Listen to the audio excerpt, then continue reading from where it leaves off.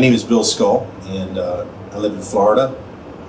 I've been playing guitar for most of my life, and I'm into rock, blues, jazz, classical. I'm basically a jack of all trades, master of none, and it's just the way I'm built. And I think that it's kind of cool in a way because I glean a lot from a lot of different sources, and I think that kind of gives me a unique style. I'd like to think so anyway. And I hope that maybe today I can help you improve your playing. I'm going to talk about specifically 2-5 chords, and today we're going to talk about the 2-5 progression, 2 chord going to a 5 chord in the key of G. The chords I'm going to be playing are the 2 chord in the key of G, the 2 minor 7th chord, which is A minor 7th, and a D9. By the way, the A minor 7th is a very common voicing, which I'll talk about in a minute. And the D9 is a pretty common voicing for most guitar players, I would think. I learned that one pretty early on.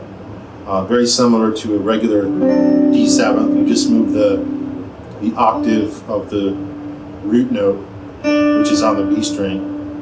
You just move that note D to an E, and you play the chord, and there you have a nice juicy D9 chord. Now, one thing I want to talk about in terms of understanding chords is most people, if they know theory, can spell an A minor 7th. A, C, E, it's an A minor chord. And you just add the 7th on top, which is G. But what a lot of people don't notice is, because a lot of guitar players just play from shape, but they don't really look at what they're doing. I want to show you that there's a nice bar, C bar chord in an A minor 7th chord.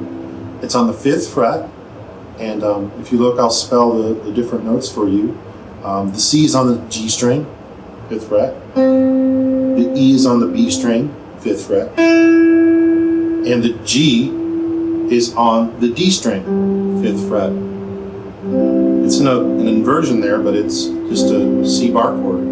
Then you add the A underneath it. So that's something to think about. If you're playing an A minor 7th chord, and you see that there's a C chord in there, a C triad, you can play C over it.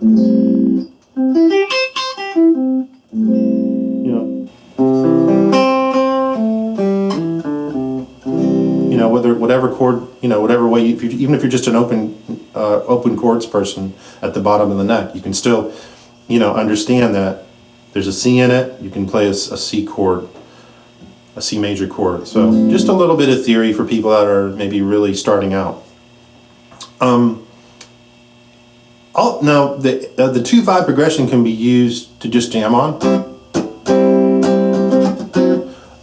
or it can be used to target a certain key. Now, in this instance, it's very basic. It's just 2-5 in the key of G.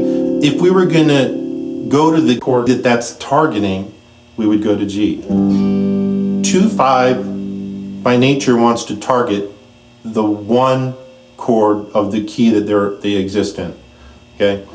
But what's cool about it is you can actually use the fact that they want to target a home chord to trick the ear when it gets to the home chord to going to a new place.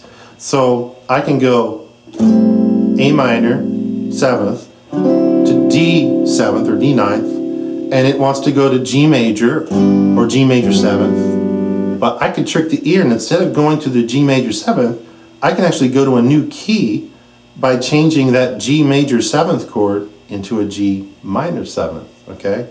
Once you change major to minor, you've changed the entire quality of the chord, and now you're looking at that you're in a different key. So, A, D, and then instead of going to G major 7th, see, now we're in a new place, and that still wants to move because we're not at the home key yet. It still wants to move. And then if I'm nice and don't want to torture you too much, then I can finally resolve on the F. So just a little more basic theory. Maybe I missed a lot of stuff when I was younger. I'm a very slow learner, so some of you might be like, have already changed the video or turned it off, but there's a lot of people that need this really basic kind of structure to understand. I was one of them, or am one of them. So A to D, 2-5 in the key of G, but A to D can point at G like it just did, but we changed the G to a minor 7th, which now it becomes a 2. 5 is now C, going to the key of F. So, you know, if you eventually get into songwriting, there's a little bit of a little bit of knowledge for you.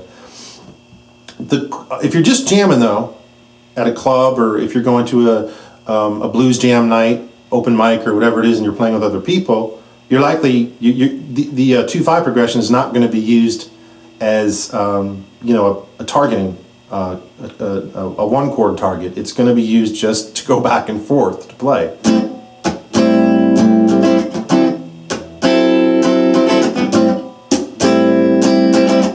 And that's likely what you'll be hearing.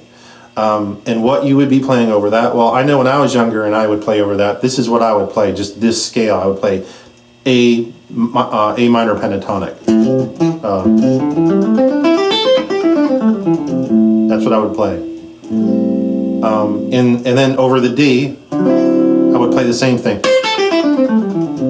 And that gets to sound very stagnant after a while, because, I mean, anytime you stick with one, I mean, you know, if you're just a rock player, and you may not even know what you're doing, but you know when you're playing a solo and improvising, even if you don't know any other scales besides the pentatonic, you're going to stretch something, move something. You're going to try to get some note that's not already there, just because it gets boring to listen to that over and over again.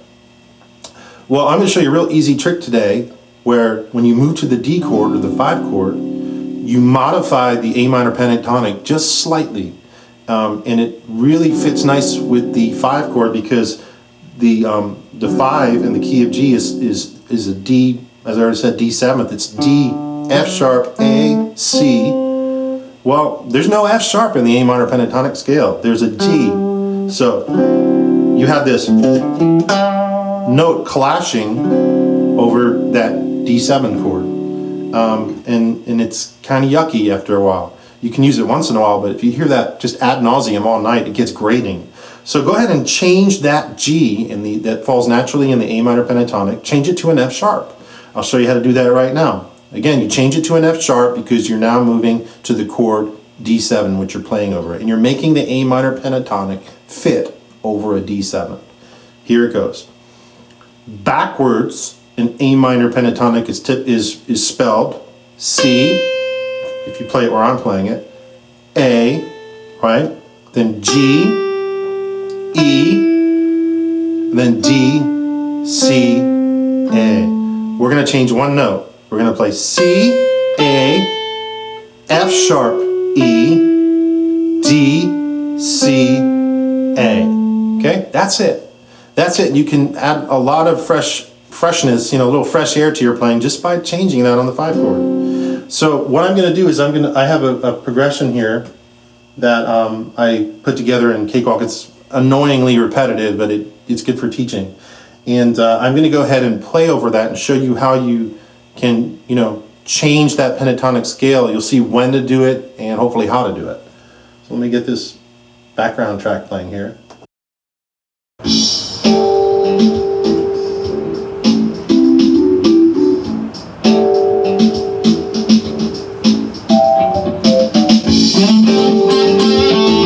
A minor pentatonic. Change the pentatonic with F sharp. Back to the normal pentatonic with the G in it.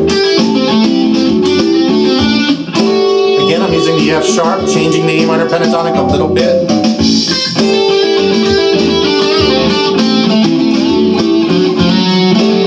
I play this F sharp on the D string to account for the D chord.